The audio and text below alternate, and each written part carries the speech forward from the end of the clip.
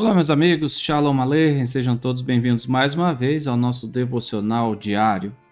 Nós temos falado sobre o livro de Neemias e diz um ditado antigo, já brasileiro: diga-me com quem tu andas, que eu te direi quem tu és.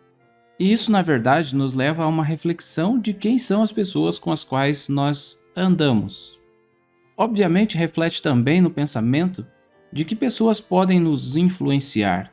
E a gente já falou a respeito disso em outros devocionais. Mas hoje eu quero abordar com vocês sobre Neemias capítulo 12, versículo 30, ainda durante a consagração dos muros da cidade santa que eles haviam reerguido. E o texto diz: purificaram-se os sacerdotes e os levitas, que também purificaram o povo e as portas e o muro. Aqui uma coisa fica muito evidente, e não se trata do povo, mas de seus sacerdotes.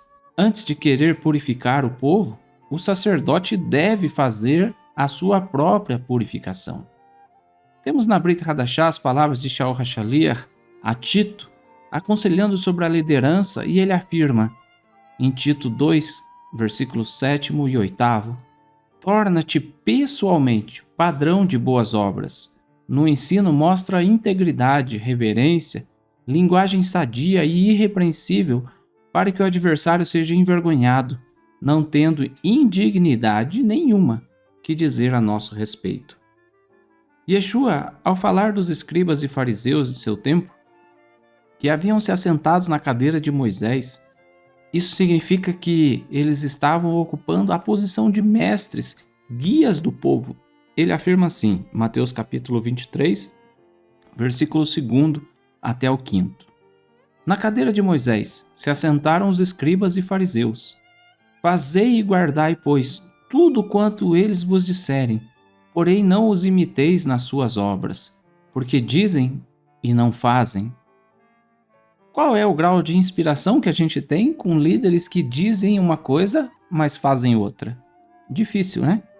Atam fardos pesados e difíceis de carregar, e os põem sobre os ombros dos homens, entretanto eles mesmos, nem com o dedo, querem movê-los. Praticam, porém, todas as suas obras, com o fim de serem vistos dos homens. Se continuarmos a ler o texto de Mateus, Yeshua fala que tais homens amam os primeiros lugares nas sinagogas. Como inspirador pode ser um sacerdote para o povo?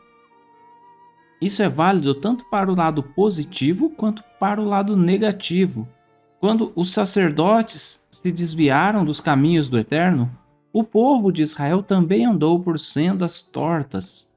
Mas Neemias nos ensina que quando o sacerdote se purifica, ele também pode purificar depois o próprio povo. Se você quer incentivar pessoas a fazerem algo, sirva de exemplo. Como disse Shaul, torna-te pessoalmente padrão de boas obras.